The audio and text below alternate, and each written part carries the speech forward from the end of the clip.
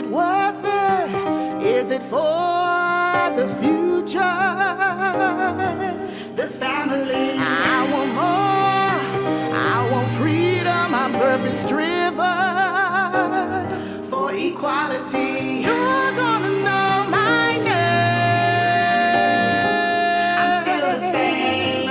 Ain't nothing changed. You're gonna know I am good. Respect me and my legacy. And I wish you would Google me, read my story. You're gonna know my name. Welcome to the face behind the brand. Episode 125.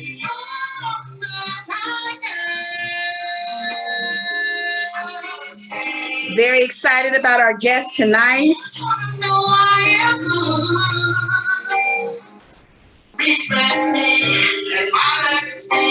Epic interview presentation with this amazing queen.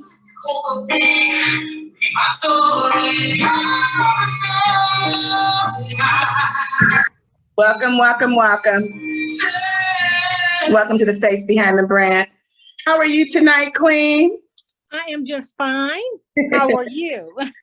I'm wonderful. I'm wonderful. Welcome to the face behind the brand. As of course I just announced, I am your host, Monique Marie, and you are the incredible singer, songwriter, vocal performer. Okay, I have to say that because that's very important to me.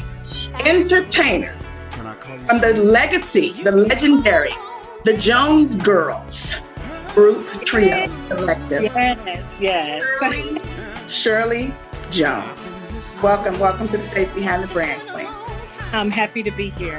I love the name, the face behind the brand. You are the face behind the brand. You're the face in front of the brand. Yes. Yeah. I'm bringing you in. I have to bring you in right as I say this amazing single, Can't Nobody, with both yourself and Lenny Williams. Letting everybody get a taste of this amazing single. If you haven't heard it yet, it's out now and available on all platforms. Yes. Incredible sound, Queen. Thank you. Thank you. Yep, we're top 30 and number one on the indie charts and have been number one for 4 weeks on the indie charts. So we're thankful. We're blessed. You guys are doing well, very well. Congratulations. Yes. Thank you.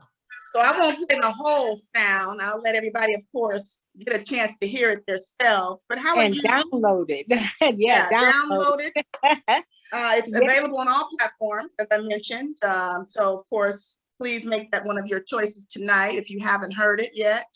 Again, it's Can't Nobody with Lenny Williams, of course, and the lovely Shirley Jones. So how are you tonight, Queen? I'm doing well. It's the weekend. I did grandma duties all week, so no babies here tonight, and no so I'm good. No, they're with their mamas and daddies tonight. Well, that's all right. You deserve that wonderful weekend, of course. And I'm, of course, in the Bay Area. Tell everybody where you are.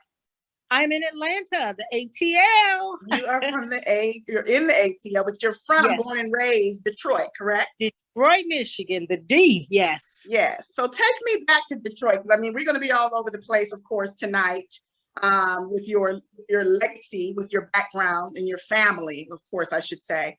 But I want to say, take me back to Russell Street Baptist Church, please.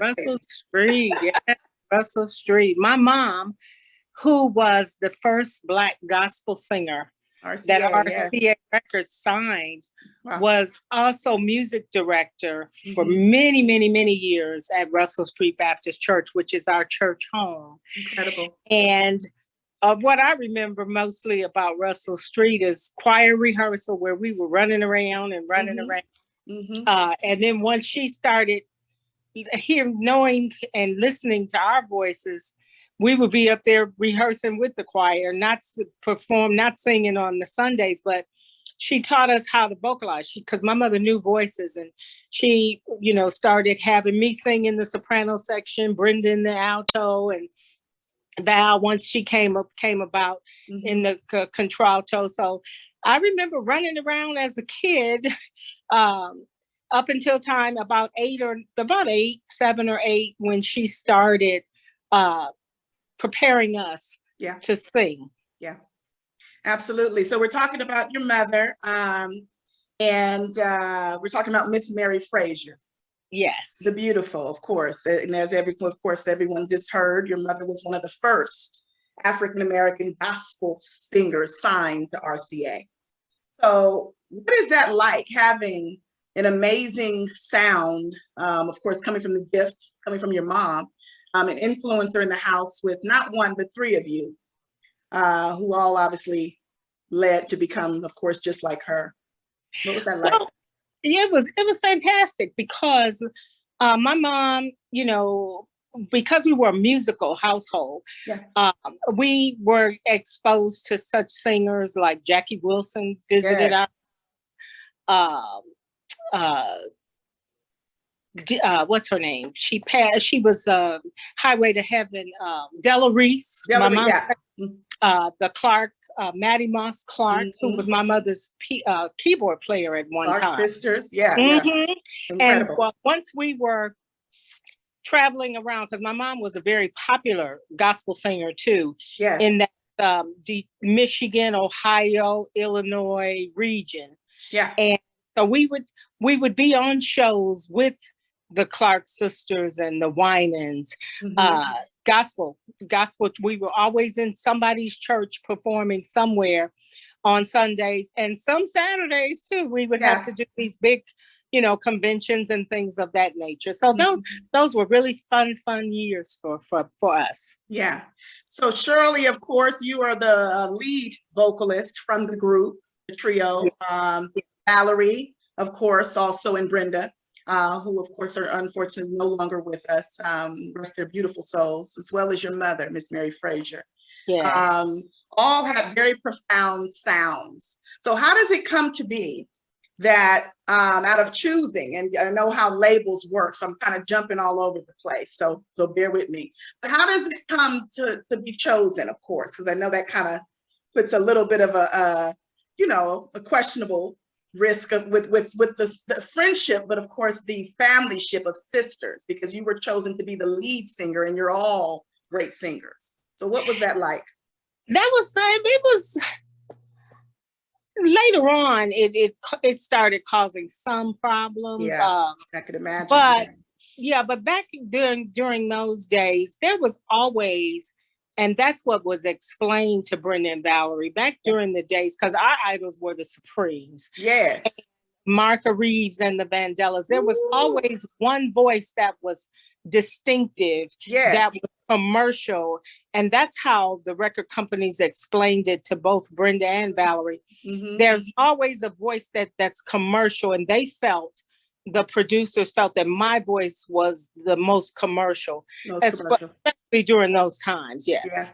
Yeah. It reminds me kind of like, the movie Cadillac Records and things like that, when they show, of course, what happens and what goes on. And it's true. It actually, this is what they do. They choose. And of course, I know, again, going back to your mom, being, of course, from the church, religious. What was that like? Because, of course, we're talking about going from gospel to secular. Well, she wasn't happy. It took us talking to several of our girlfriends to talk to her, talking to our aunts to talk to her. Finally, when McKinley Jackson contacted her and explained to her that Holland Dozier Holland, who were the premier writers for Four Tops, the Supremes, most of the Motown acts during that time, McKinley happened to see us on a local gospel TV show. And he told Holland Dozier Holland, and my mom, he said, and we really want to try their harmonies on background. So explain to her, it's not like we're getting ready to put them in clubs or anything because we were too young anyway. Yeah. He said, we want to use their harmonies on background first. So we started doing harmonies for like Chairman of the Board, Ooh. the Honeycomb, Free to Pain. We started doing background work for Holland Dozier Holland. Yes. And yes. we had at that time, Music Merchant. Incredible. Yeah. Yes. So when you're talking about McKinley Jackson, of course, an amazing producer, of course. This was also, from my understanding, one of you talk about love, of course, so much. This was your first love as well, am I right? First love, yeah. Your first love. You always remember your first love, yeah. How can we forget, Right.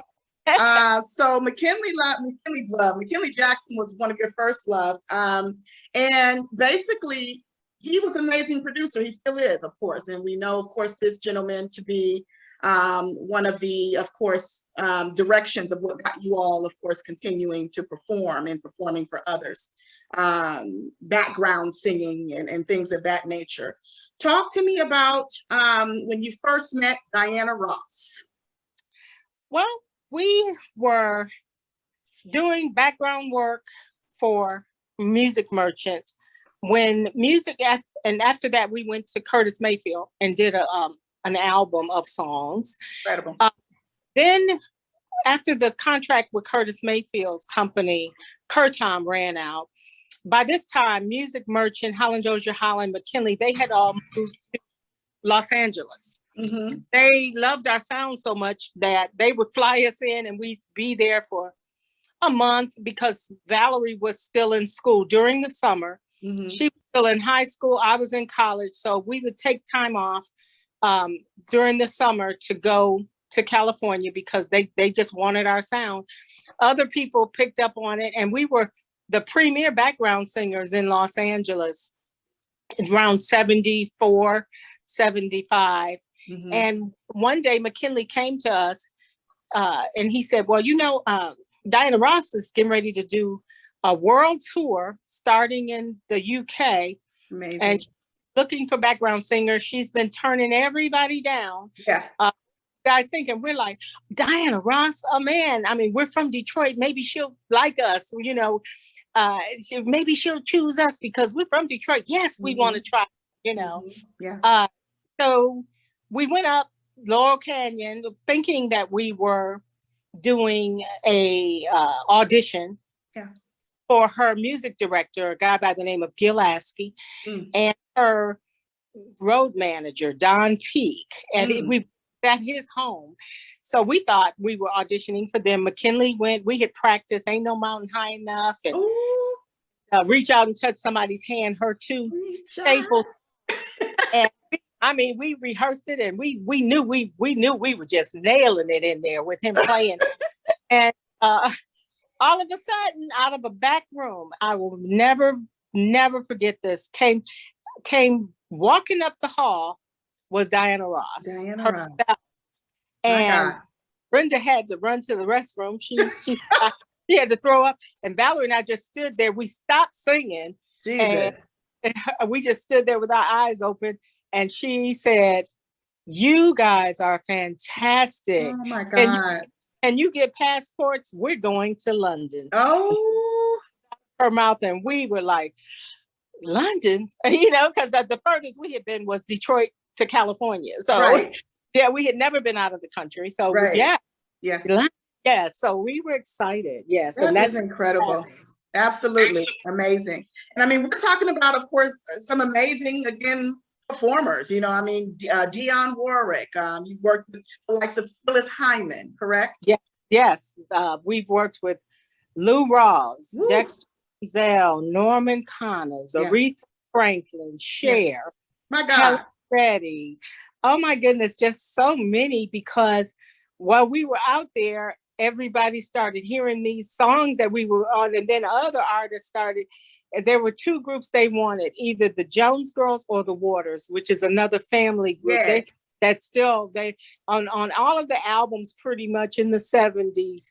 And early 80s, there was either the Jones Girls name on the back of them or the Waters. Yes. Absolutely. So I'm just wondering, like, being surrounded by all of these, because it has to be kind of like, telling in a way, because of the fact that, of course, you're a singer yourself, but of course, you're around, of course, mainstream at this time. Now you become mainstream. You're identified as mainstream artists pretty much, and you're around all these others. So what is it like? And I always ask this question, if you were sitting there, of course, watching someone like a Diana Ross or a Dionne Warwick, when you're sitting there and they're on the stage and before you're performing, what are you taking from that performance? Because you're a singer already. We learned absolutely everything from Diana. We were her background singers for 3 years. Absolutely everything, because at that time she was the greatest entertainer in the world. There was Michael Jackson was just starting out, becoming, but she was the greatest entertainer in the world in 1976, and just she had done Lady Sings the Blues, and she had a segment of that in her show, and we studied her. And she would give us pointers. Because she did tell us that after the London tour, the UK tour, she said to us, wow, we're getting ready to do Las Vegas and, the States, and you guys, all everybody was talking about is you guys. Yeah.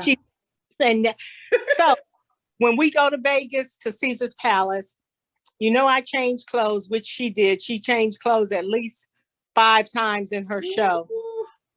I want you guys to find a song, because you guys are too good to background behind me or anyone else for too long. Yeah.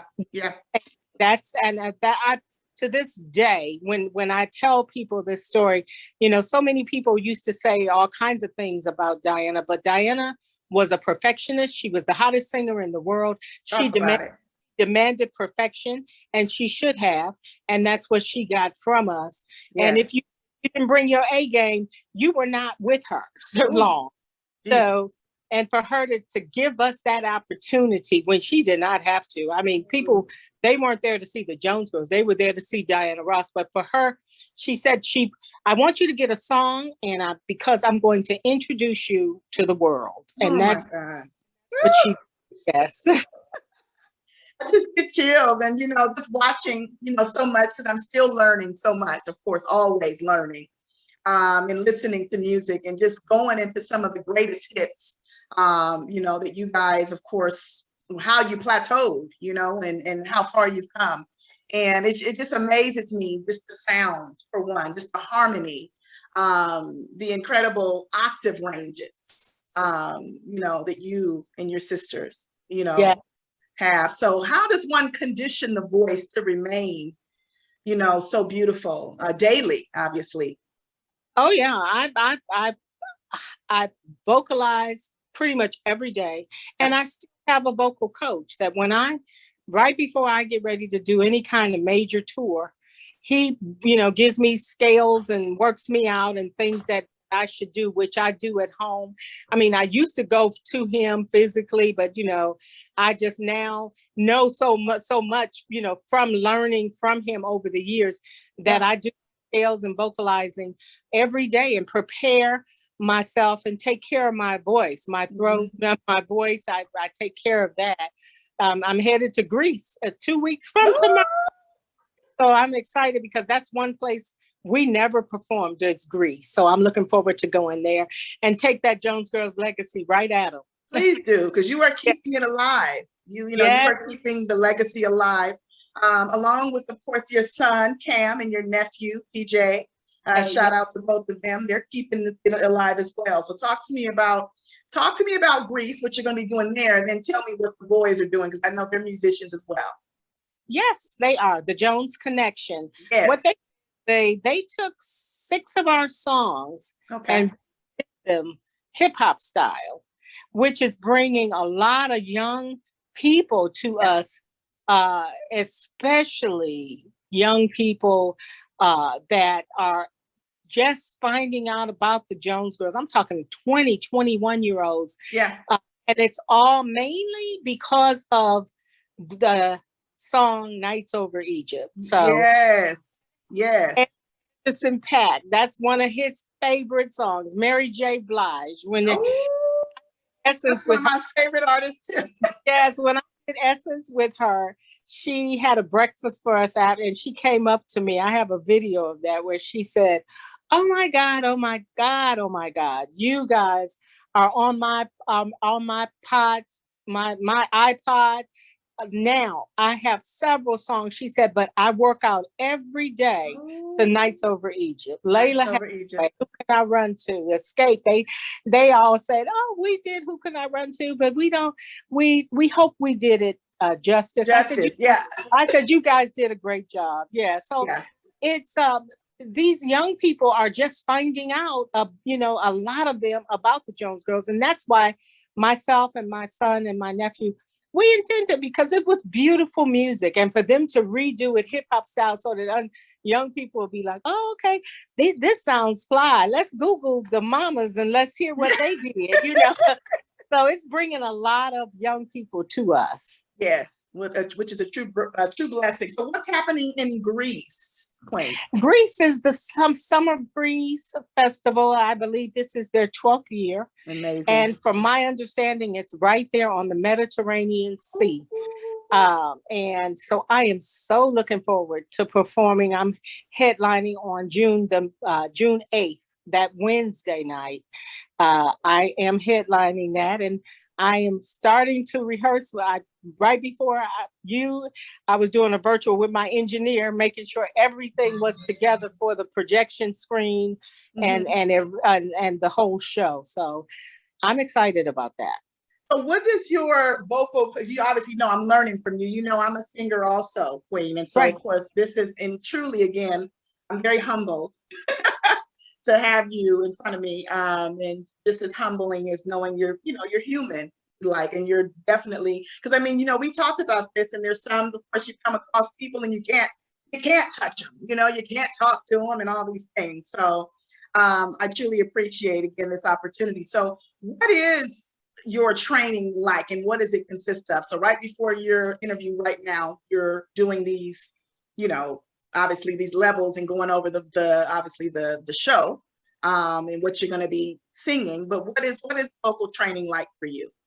Well, right now, for the next 2 weeks before we leave, we've put the entire show in order. So I'm mainly singing everything, the entire show, and the beauty is I sing everything in the same key. Everything's in the same key from years ago. Even though I think they're getting ready to start having to drop a couple of them a half step, but maybe my band and everybody keep saying, no, as long as you hitting those notes, we gonna keep playing it. So we shall see. But I usually do some scales, vocalizing, during the day. When I'm taking a shower, I'm always singing around here. So, because my kids, that's one thing they say they remember. Oh my God, they just listening to my voice. I think I used to put my son Cameron to sleep. He said he remembers lullaby songs I was singing. I'm doing the same thing now to my grandkids. They just will fall asleep when I'm singing Twinkle, Twinkle, Little Star and all of that. Trying to get them to take a nap to give grandma a break.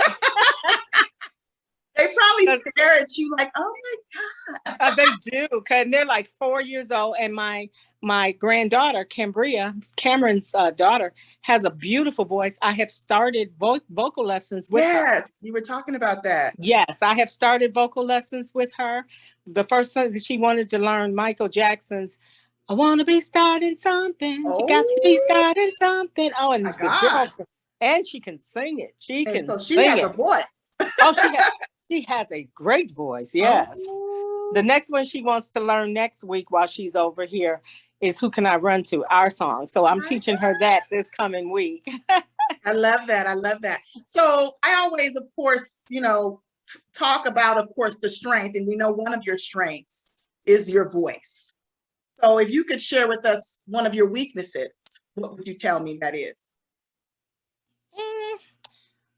My biggest weakness over the years has been, I think I'm too trusting. But I've of people, and I've learned to be a little more private because of it, because over the years I entrusted some people with a lot of personal information, personal stuff, and it didn't work out the way I thought. So now I think that's my biggest weakness, being a little too trusting. Yeah.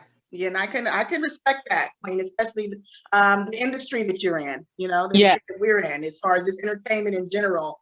And it can be very trying, and so you have to be careful, but thank God, I always say, praise be to God, that you're a believer, because obviously it shows, and you definitely include him in your business, and you have. Absolutely. God is first in my life. Absolutely. Every morning I'm thanking him. All throughout the day I'm thanking him, because to be blessed with a voice that every day somebody is either hitting me up on one of my social media pages, on YouTube, or even this morning, a guy that I did a play with, I was in Shirley Garrett's 30-year anniversary of Beauty Shop. And this morning, the lead character left me a voicemail and said, Shirley, you can call me back if you want, but I just wanted to tell you that I'm on my way to work out, and Nights Over Egypt is on my writing list. And I just thank you so much for the beautiful music that you and your sisters have done over the years, that he said, it just makes my heart sing. And when I see those comments, which come in every day, it just makes me feel so good, because my sisters and I, that's all we ever wanted was for people, and me now, and Cam and PJ, we want people to just feel inspired, uplifted, and enlightened when they come to one of our shows or listen to our music. Absolutely. Well, I can tell you, of course, yes, Who Can I Run To is one of my favorites. Okay. Thank you. Mine too, my favorite. It's my absolute favorite. That's your favorite, Queen? Yes, it is. That's and I tell everybody, I tell all my audiences that Who Can I Run To, mainly because of the lyrics, it's at the question that it's asking, and the way that's to me, one of my best vocal performances too. And I think it's because when I was doing that song, I was trying to put myself into asking, hey, who can I run to when you really need love, and you're in a relationship, but it just seems like, when you need somebody to really talk to, who can you run to? For me, I run to God, but if you're in a relationship, you want that special someone, your significant other, to be the one too that you can talk to about things. And that's what I'm saying. Who can I run to when I really need love? And there, love. Yes. Oh, I love that. And it's interesting, because the other one I would have to say is, of course, you gonna make me love somebody. Yeah, I can't sing it like you. You sound great, girl. Yes. I love that song. So there's so many, and it's just amazing. And so this is the time, of course, that I like to go into wordplay, if you will. And we talked about that, of course, being a lyricist, a songwriter, a singer. I like to dive into some words for you that I've chosen, and to see what comes first to mind when I say these words to you. You ready? Yes. Journey. Journey. What's the first that comes to your mind when I say the word journey? Travel. Travel. Hell of a journey. I said, hell of a journey I've been on for over 50 years. Yes. I was like, yes. Like, when I thought about it, I was like, she's been on an amazing journey, and she's still on a journey. What are we talking about here? I love that. The next one I would have to say is elevation. Positive, uplifting. Okay. Profound. My belief in God is profound. Talk about it, honey. Yes. Amen. Yes, indeed. And of course, one that I picked for you, It's 2 words, I should say. You are definitely purpose-driven, Queen. Absolutely. The purpose now is to keep the legacy and the music and the sounds and the songs of the Jones Girls alive and well for the rest of my life. Oh my goodness. Yes. Incredible. I love that. So what have you done? What do you do? Of course, I can already say, I know what one of your hobbies is. Yeah. It's a life hobby. Right. Tell me something new that you've dived into lately. Lately, the beginning of the year, I started back exercising a lot. I work out either on the treadmill or on my aero trainer, or I'm actually converting once my son moved, my younger son moves out, which is the 1st of June. I'm turning that into an exercise room. Okay. So that, to keep in shape, got to keep in shape, especially be absolutely. On stage. All these people now, that are booking me, they want, I'm like, can I do 30 minutes? No, we need a 45-minute show. You got enough hits. We need to hear. They want to hear everything. So I have to be able to have that energy and stamina to be able to do a 45-minute show. So working out.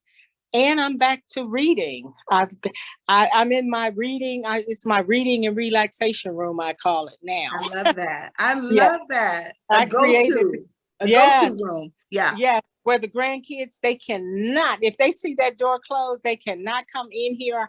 I only play vinyl records in here, but it's primarily a room. I watch some TV, but it's primarily a room. I have my sage and, all my nice little photos and artifacts. And when I come in this room, I'm just coming in here to relax. Yeah. And read. I love that. It's always a saying that it's what you do in secret. Of course, God rewards you for in the open. Am I right? Right. Yes. So I always like to, go into my own space, even if it's outside, on a balcony, a terrace, but it's me by myself, because I need that time with him. I mean, he's all over, but I need that time when it's just really me talking. And everybody's prayers are different. I come into this room first thing every morning with my cup of tea and my Bible and my meditation, and that's what I do every morning. Yeah, that's when I'm centered and I'm making my connection with God Almighty. I love that, Queen. I thought, because I love chamomile tea, and I love. Thought I was feeling kind of like, people like, you don't drink coffee? I said, no, I drink tea. I drink tea. I'm a tea person. Ooh. So they always tell me, my friends when I come over to the UK say, girl, you're from the UK because I drink tea, and both of my sisters and my mom drank coffee, but I have every kind of tea downstairs that you can imagine. I love tea. And I feel crazy because I go crazy. People don't know I go crazy over tea. Like I couldn't find a box of tea recently, and I lost my mind. My mom was like, "It was there," and I'm like, "No, it's not there." We're just oh yeah, chamomile, lemon, ginger. Black elderberry, all of them. I have sleepy time tea. Yes. Tea for your digestive tract. I have tea for everything. Queen. Tea is the solution for me. Listen, it's everything. And it's so funny because I just, for the first time, I think it is from Sleepy Time. It's a chamomile lavender. Have you tried it? Yes, I love it. Yes. Don't get me talking about tea. Okay? Yeah. I love that. So tell me this, of course, because we know, again, going back into the industry, mental health awareness comes to mind. And this is, I think, will be good for the people that are coming behind you. This younger generation, of course, that, are still in probably high school coming out and saying, I'm going to be a singer, I'm going to be a rapper, I'm going to be this. But a lot of them are on social media. They are being misled. There's a lot of illusions. What would you tell someone who wants to go in your footsteps about the mental health side of this industry? You have to have a strong mind You have to learn the business. Yes, there are all absolutely. kinds of books. The best one is This Business of Music. They have all kind. Learn the business of music, because there is a lot of misinformation out there. Because if when you do make it, you can lose your mind if you don't have the first of all, you have to have some sort of grounding. Mine with my mom and my sisters was of course God. Thank we you. we're grounded in God, and having Him direct my path. Yes. You know, order my steps, as the song say. Order my steps, and Yes. learn the business of music, and then practice and learn and love your craft. Yeah. Be it a musician, be it a singer. Um, Practice. My sisters and I practice. It makes perfect. And then if you know really get out there, have your music sent out to different places that you find out about through reading This Business of Music and other artists, and then get with people that try to get with people that have been out there. Yeah. And talk to them. A lot of people, myself included, I tell young girls all the time, because I talk to a lot of them, and they ask me all the time, well, what should I do? And I tell them, first of all, learn the business of music. Learn the business. Study your craft. Yeah. And then just, hey, start sending your go in the studio. Hopefully, find someone, a good producer to work with, and then just, hey, do it, and keep God in front, and constantly ask the Lord to direct you. And I'm telling you, you will be guided to where you need to go. Amen. I appreciate that. And we all appreciate that. Yeah. So Lenny Williams, we came into that song, of course, Can't Nobody. Talk to me about this amazing sound. It is #1 right now on many charts. Talk to me about the connection and how the single came about. Lenny had actually wrote this song 15 years ago and had it out. Wow. In the Southern Soul circuit. Okay. And he was talking with a mutual friend of ours who suggested to him, he said, man, that's such a great song. And, Lenny being the creative person that he is, he said, you should do that song over again. And he said, and Lenny's like, if I do it over, I would want to maybe do a duet, or something different about it. And so he said, well, a duet would be great, and so Lenny was talking about a couple of ladies that are in the Southern Soul circuit when our friend Mike said, well, maybe Shirley might do it. And he said, you think Shirley would do it? And so he called me and asked me. I said, hey, send it over. And first I didn't hear it because of the lady that did the demo. She had a much lower voice than mine. Okay. But then I told him, I said, send me the music without her voice on it. Yeah. And he did. And then once I started doing it my way, make it your own. Yeah. And then he sent me the track here to Atlanta, and then he laughs, and when we've done a ton of interviews together, and he says, boy, when you sent that track back to me with your voice on there, I had to go back in the studio and redo my part. Okay. But I'm thankful that he chose me. We've been friends for years. Oh my God. It's just been a perfect blend. It really is a perfect partnership with him. Well, it's an amazing sound, Queen. Absolutely amazing. Top of the indie R&B charts. You mentioned some new charts. What was Billboard? Billboard. We're #1 on the R&B Urban Active Now and Active chart, and we're top 30 Billboard R&B. Yes. Yeah, and the official indie R&B chart. Yes, as well. And if #1, yes. This is amazing. How does this make you feel? I already know, but it makes me feel great because a lot of people are calling for us to do a tour together. Oh, yeah. So we're putting that together for later on in the year, and that's gonna be really nice. Putting tour together. That's gonna be Lenny and I touring together is gonna be really nice. So I'm looking forward to that. Well, you're always well put together. I can say that. I know that's natural for you, but you also have, and I don't want to mess any names up. So is it Michelle Duval? Is that your? Michi Duval was. Michi. Michi Duval was my stylist. Okay. Michi passed away right before our Unsung episode, and he was in the Unsung. Shirley. He never got to see it. So my designer, I have two now. Both of them are from Detroit. Yes. Both of them are from Detroit. Okay. Seti, and he's out of DC. And Linda Stokes. Seti does things. He's done some stuff for Oprah and several other people, a lot of the congresswomen in the DC area, but he's from Detroit. Linda Stokes does stuff for everybody from Patti LaBelle to Chaka Khan to Beyonce.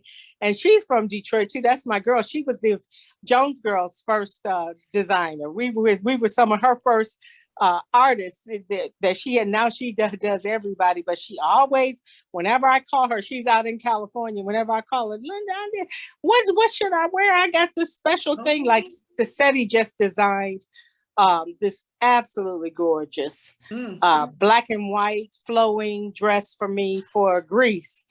Because I told him I'm going to be on the Mediterranean Sea, and I need this. And he in fact, I'm expecting it to show up Wednesday, I believe, because he sent it for me. Yeah. Yeah, because you got to be ready, honey, and flow. Oh yeah. Yeah. Well, we learned, we studied Diana Ross, not just for her the way she entertains, but also the way she dresses. Always classy, elegant.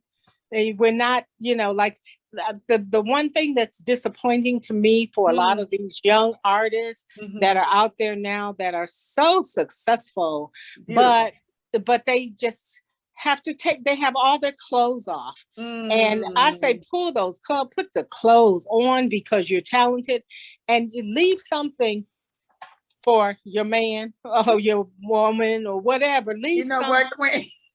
Just leave something for them, and for everything is not for everybody to see. You're right. Yeah.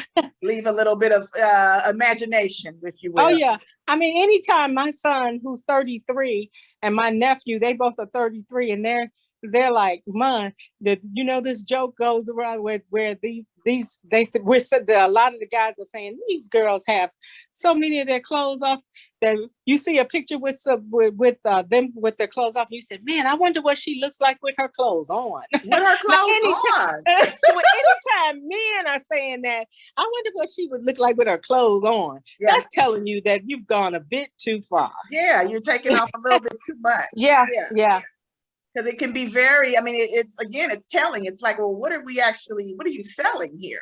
Right, exactly. Really, at the end of the day, what are you selling? Are you selling the song or the song, your voice, or your body? So yeah.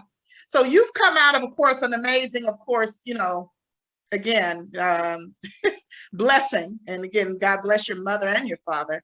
And you are doing so phenomenal. Again, I appreciate you taking the time and just sharing your gift. Even this hour is so, I'm just like, I know it's God, it's not a mistake. So I want to say thank you to, of course, A.B. Butler. Yeah. I talked to him all week. He was going to Mexico, I think, for his birthday. He went to Cancun for his birthday, honey. Okay. I got it. Because I talked to him. Yeah, he's back. I talked to him the other day, and he was like, "Yeah, he's like excited still from the trip." So, good. But I thank God. Well, I thank God I should go backwards. I thank God for Hack Shabazz, who introduced me to AB, and my cousin who introduced me to Hack. You got to pay homage to these people because it's not coincidence. And send me some of your stuff. I want to hear it. I will, Queen. Don't get me started. I'll send you everything. I would love to hear it. I'll send you everything, Queen. I'm just, again, thankful and grateful. But I'm not letting you go that easy. I have a few more things. All right, no problem.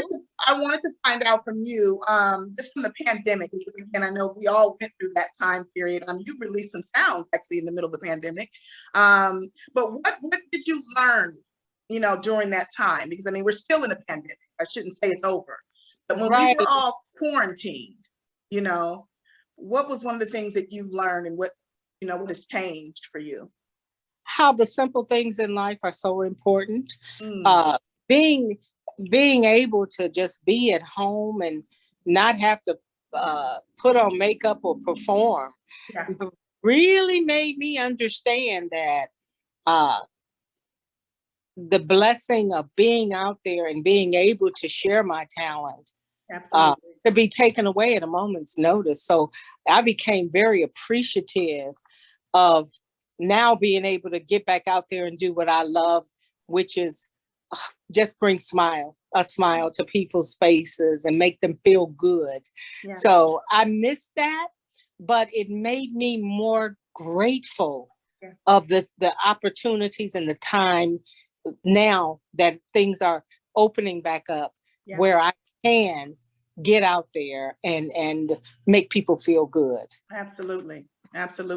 And what is it like in Georgia? I mean, are people wearing masks? Are they not wearing masks? I mean, what's going on? For a long time, some people weren't wearing them, but now with it creeping back up, I see more people wearing them.